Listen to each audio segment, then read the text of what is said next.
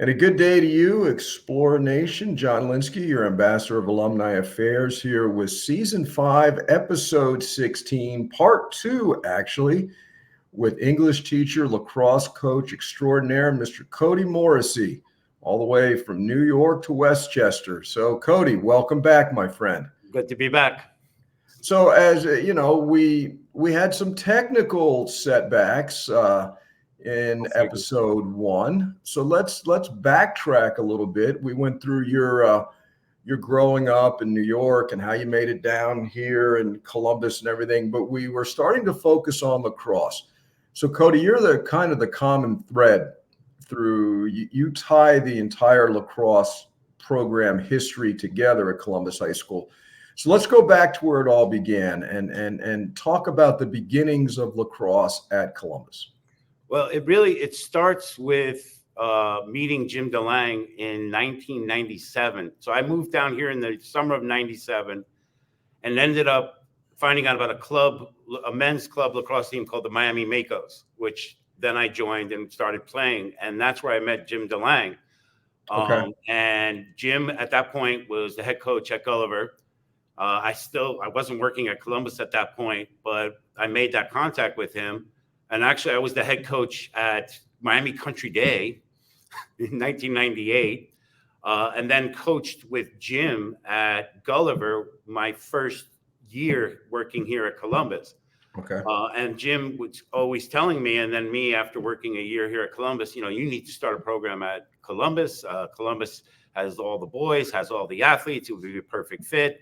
And I agreed. And so that's when I decided, all right, let me see if there's any interest. And I remember, I think I held a meeting just to find out, what was the interest. And I had, somewhere like 60, 70 guys show up, which was incredible.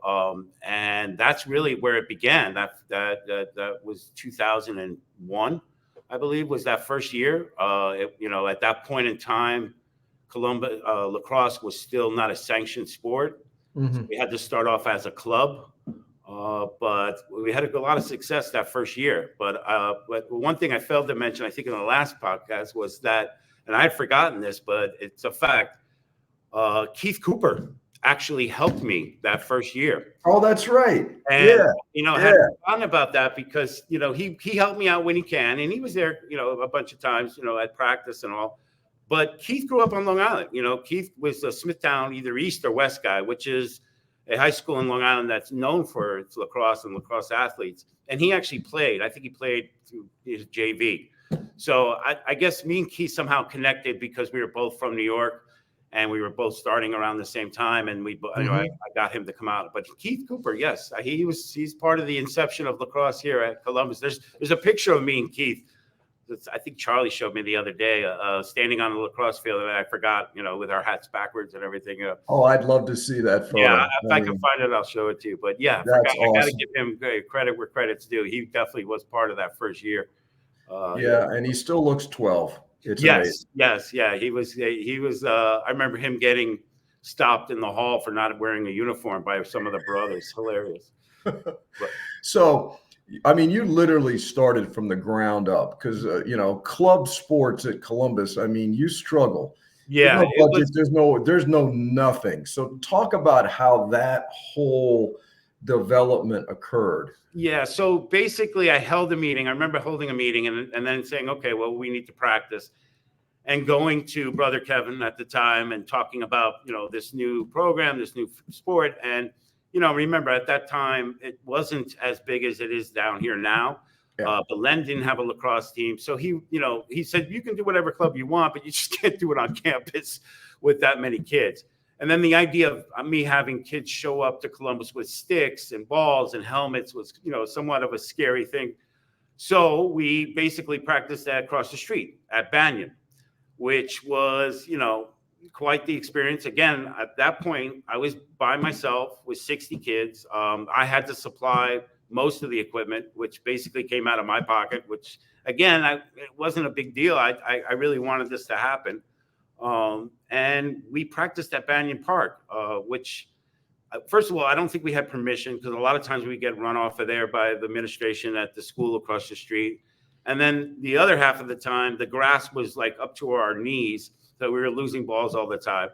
But all throughout that, the kids were always very enthusiastic. And I would say 95% of the kids I had never played the sport before.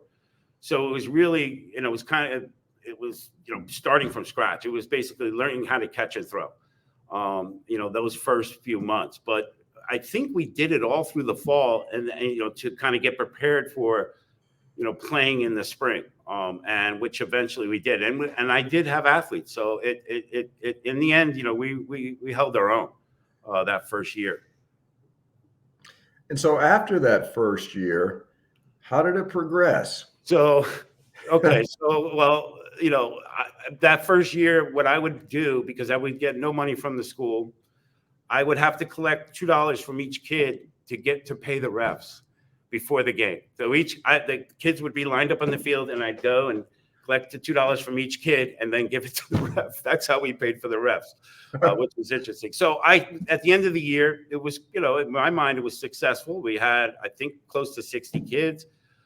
We were 11-2. I think I told you I won Coach of the Year. It was like, wow, this new program. And I go to, Chris and brother Kevin at the time. And again, they weren't very enthusiastic about the idea of starting this new program here at Columbus and, taking on another team and what is lacrosse and, is there an interest? So, it was kind of discouraging to a certain extent, but, again, Jim DeLang, is in my ear and he's telling me just, you got to stay with it, stick with it, we'll make it work. We'll figure it out. I think at that point in time, he had already started thinking about leaving Gulliver and moving on from Gulliver. And, in the back of his mind, he wanted to come help and coach at Columbus. So that led to him eventually then coming here. Between that, I decided to coach baseball. And that really came about because after 2 years of doing the club lacrosse thing at Columbus, and my wife saying, you're putting in all this time and effort, you're spending money out of your own pocket. My son at the time was like 2. We just had a new baby. She's like, and Charlie's telling me, look, why don't you come coach baseball? There's actually a stipend, there's a schedule, you have a field. And I couldn't resist. So I ended up coaching baseball at that point. And I coached freshman baseball and JV baseball close to, I think, 6 years. It was from 2004 maybe to 2008 or 9 or 10. It's hard to, everything's sort of a blur at that point. But during that, Jim then came to Columbus, and lacrosse still was not sanctioned by the FSHAA. I think it got sanctioned in 2008. But while coaching baseball, then I would help Jim coach the varsity team at night. So I was still involved in lacrosse. And then eventually just went to lacrosse full time after coaching baseball. What was the intangible that Jim brought to the lacrosse program, Cody? His experience, for sure. He had been a coach down here for a bunch of years. He had been at Gulliver, I think, since the early 90s. He was one of the first, I think it was Gulliver, Palmer Trinity, maybe Ransom, were the only schools that had lacrosse. When he told me when he first started coaching down here, there was probably 4 or 5 schools. And then the other thing he brought were a bunch of players from Gulliver. Quite frankly, I don't know if you remember the Shabazz twins. Oh, yes. Defensemen, okay. The DeVitis, Michael and his brother. Sure. They all came from Gulliver. And they were sort of the backbone of that team, that he brought that eventually, at their senior year had a great year. It was the year we beat St. Thomas, in the regional finals. So, those, and his experience and certainly, being able to bring people along with him. And then we added the Steven Hernandez, who now is the head coach, and those other athletes to that, that experience. But, the idea of having 2 people rather than just one coaching is always, 2 is always better than 1. It's like football. When you practice lacrosse, you need to have coaches with one team, one coach is with the offense, one with the defense, one's with the goalie. It is very difficult to coach an entire lacrosse team by yourself and run an efficient practice.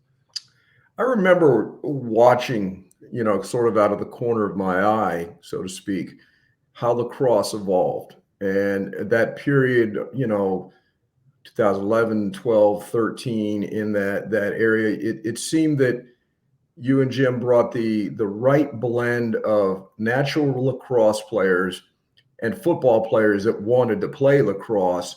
And when you get a combination like that, things happen. I mean, let's face it, Jim Brown is the best all-time example of that. Yeah, he's probably, he's probably one of the greatest football players and lacrosse players of all time. Yeah, you had kids like Jake Quigley, Trujillo's son, Eric, ended up playing lacrosse, who also played football. They brought that sort of physicality, that intensity, the drive, the just confidence on the field, and then added with some of the skilled players. That really catapulted us, and we dominated. I mean, we were dominating all the teams in South Florida during that time. And it was a lot of fun. To show that lacrosse has arrived, Michael Davidi became the first lacrosse player to make the Columbus Athletic Hall of Fame. So, deserved too. There's he had one of the best senior years as far as goalies are concerned that I've seen, and I've seen them all. All the Columbus lacrosse players. So very much deserved to be in the Hall of Fame. Absolutely, and all those kids are great kids. Yeah. Really great kids. And they still come back, and they've helped me. They helped me with the lacrosse team not too many years ago when we needed it. So they're people that give a lot back to the school for sure. Absolutely, and Jim eventually moved on, and then we had some ups and downs, and you stepped in and held things together when it could have easily, the program could have easily disbanded. Yeah. Well, Jim decided to retire. Both Jim and I, and again, we had been coaching together for a long time at that point, almost close to 7 or 8 years.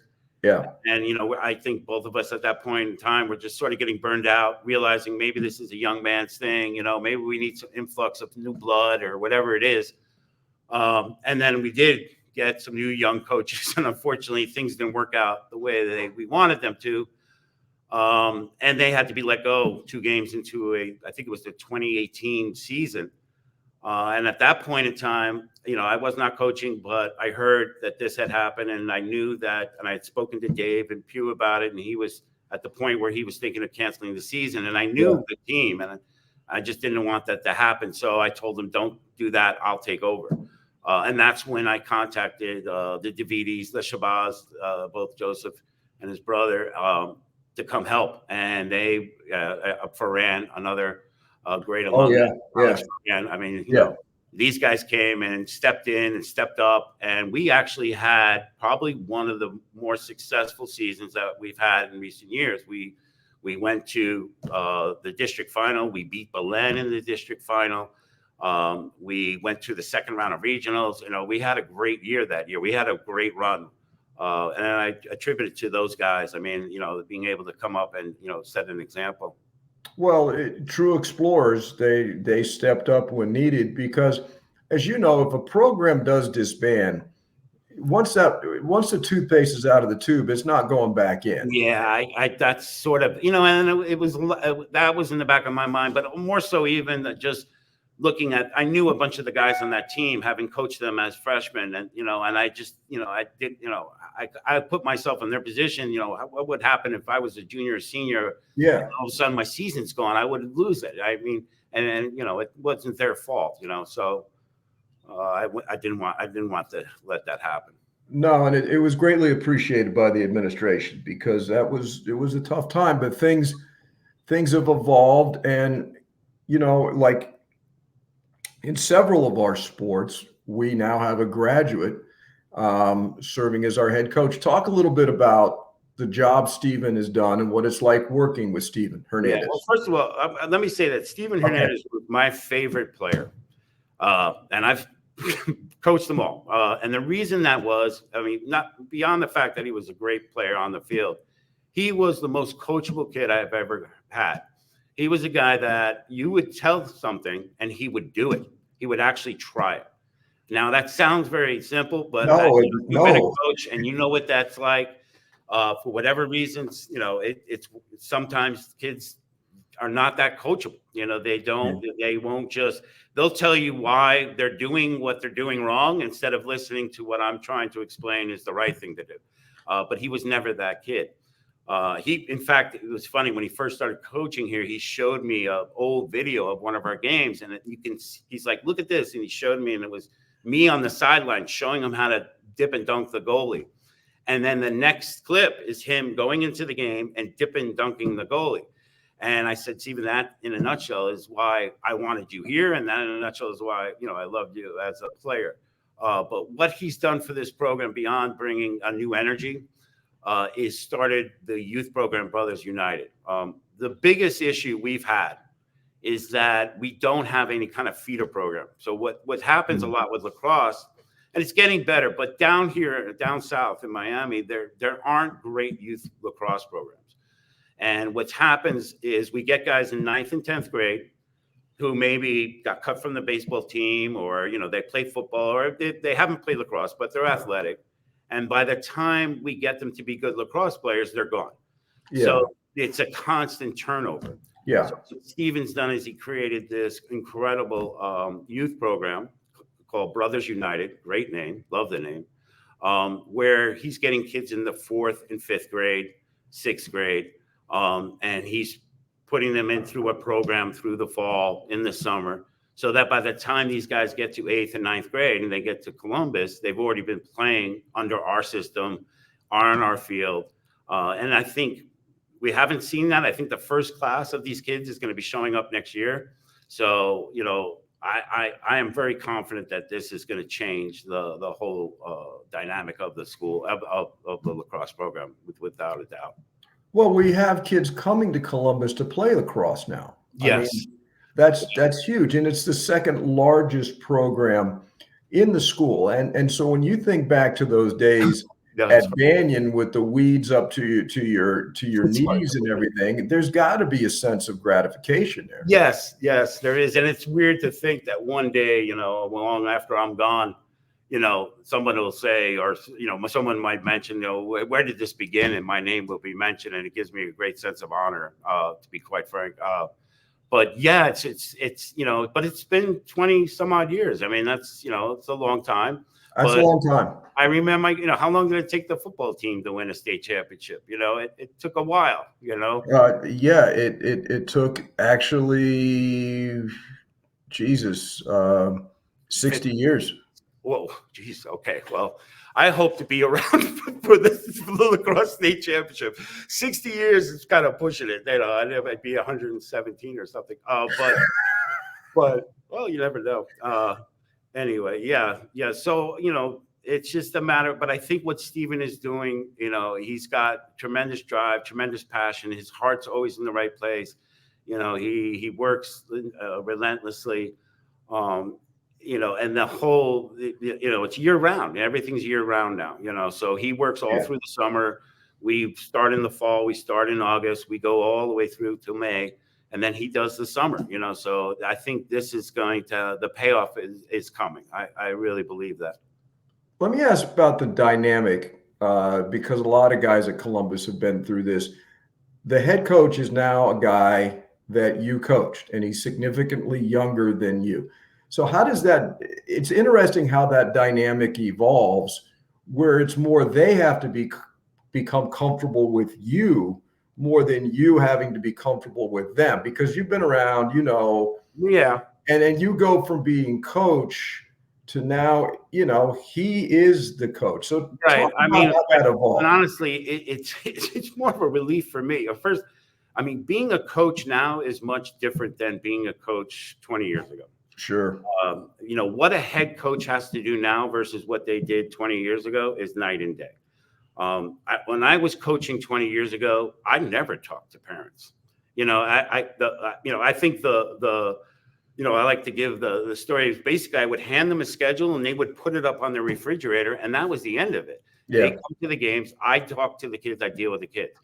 That's all out the window now. Now, Yeah. not only are you coaching the child, but you're coaching the parent. And there's a lot of expectations that come with that. And you deal with a lot of other issues like private coaches as well, because they all have their private coaches, which are telling them whatever they want to hear, because of course they're getting paid. And that's something parents never seem to understand.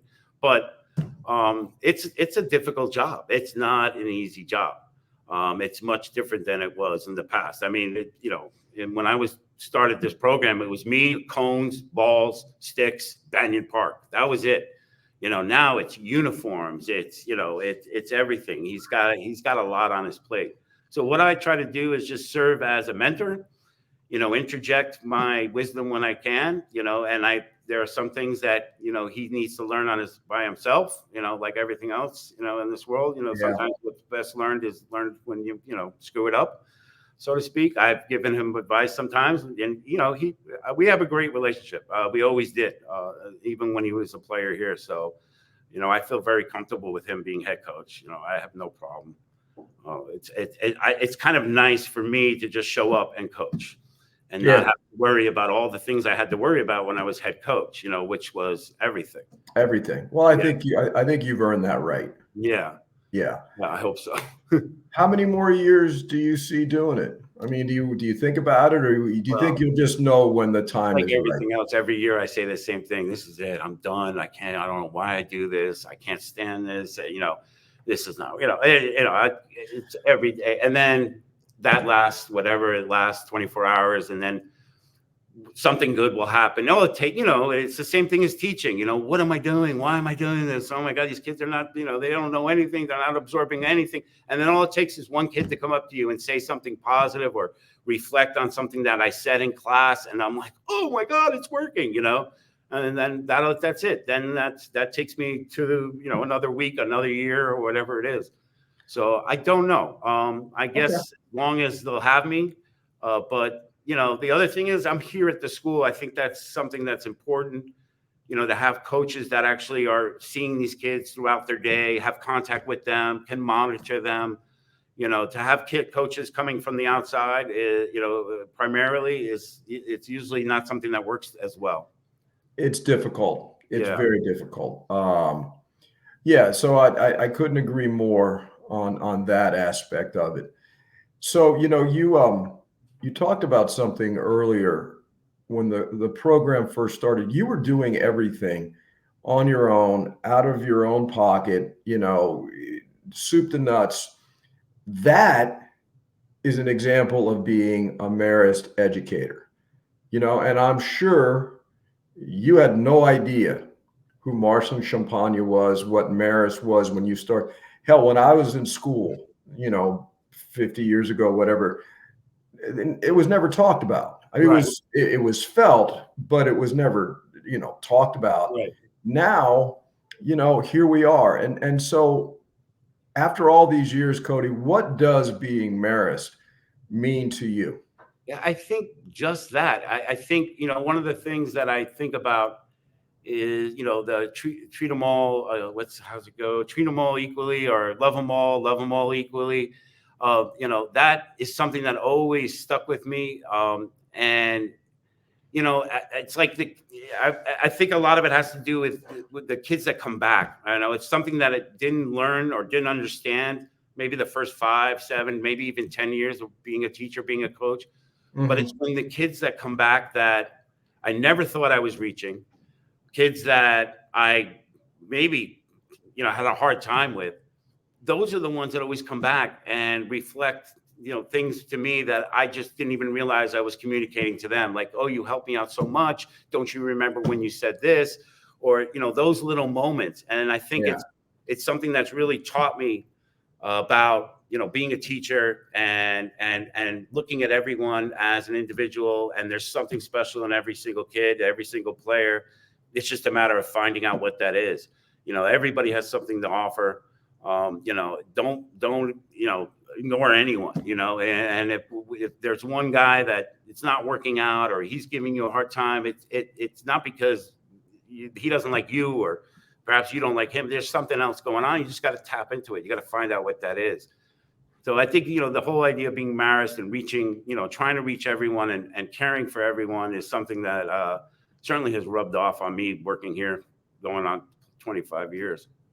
That's an outstanding answer. I mean, it really was. It's a question I generally ask everybody, and that was, I mean, you touched all the bases on that one. What's the saying though? It's treat them all.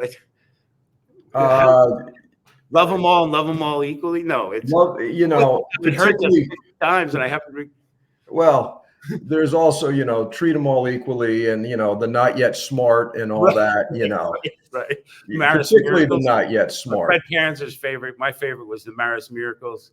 Yes. Yeah. The Jackass Factory. Well, that was another. Love them all, particularly the ones that aren't worthy of love. Right. And that's again, I think something that maybe at the beginning, I certainly probably, if you asked me that question, I'd be like, oh, this kid was this. But it's those guys that come back. It's these guys I see it, who come back and visit, and they're the ones who say things to me like, you were, up in my face and you told me this and that, and you don't understand what that meant and how that changed, altered this, I went from, thinking this way to that way. And I didn't even realize, I thought I was not getting through at all, and then those are the guys that really make it come back every year. That's why I signed a contract today again. Congratulations or condolences, whichever one you want. Another year sentence. Yeah.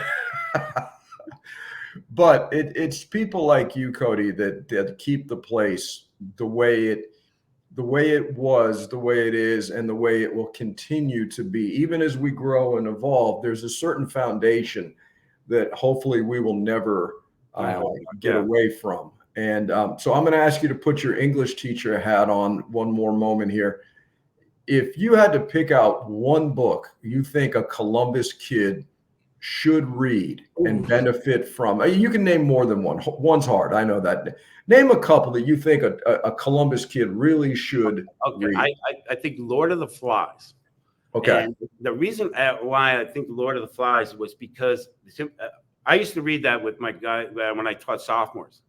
And, I think I mentioned this in the first podcast, but the idea of trying to make connections between what we're reading and them and their real life. So here you have a group of, private school boys who get on a plane and end up crashing on an island and then have to sort of survive on their own, and what happens, in that group and the dynamic of that group. And I remember one of the things I used to always talk about in the book is like, okay, so I would say, all right, which of you would be Jack? Which of you would be Ralph? Yeah. Who would we eat first if we had, just stuff like that. And the reason why I think that book is, because it's all boys. It's that all boys sort of environment and idea. So I think definitely Lord of the Flies, especially and Columbus is that island. Yeah. Incoming freshman, you want to survive as a freshman in Columbus, this is what you need to think about and do. That's perfect answer. Right. And it's a great book. It's a great book, and it teaches, there's so many lessons to be learned from that book. I'll tell you what, I've learned a lot from this podcast, and all those years we were, roommates, doormates, whatever you want to call it. I feel very good that Mr. Hermida is now an A22. So things are solid up there. Yeah, another former student of mine. This is getting crazy. And I'm sure you've gone through that as well, right? I'm waiting for the sun to show up and then I'm out of here. Oh, no. Wait, no. When you're out, when it's time to leave, is when some kid walks in and says, "Hey, sir, you taught my grandfather." That's when you drop it and say, "I'm done." Oh man, I'm done. But anyway, Cody, thanks so much for taking the time. Yes, of course. This has been really enjoyable, and on a personal note, thank you for everything you've done, because you're one of those guys that does it behind the scenes. And you were talking about Steven Hernandez being a coachable kid and just saying, "Okay, coach, well, you're the same kind of teacher where Dave or whoever would ask you, and here was the answer. Sure, whatever you need." Yeah. That can't be appreciated enough. It started with Mike Dean. I took over Mike Dean's classes. I don't know if you remember when that happened. Yeah. Anyway, that's another story. God bless Mike Dean. God bless Mike Dean. Yes, for sure. Great man. Anyway, Thank you, my friend. Thank Good you, luck John. the rest of the season. All right. And I'll see you soon. All right. All right, Explorer Nation. I hope you've enjoyed these two parts with English teacher, lacrosse coach, Cody Morrissey, all-around great guy, true explorer. We've got some other interesting deep dives coming up. So I'm looking forward to it. And so until next time, buenos tiempos and adelante. Thank you, Cody. Thank you.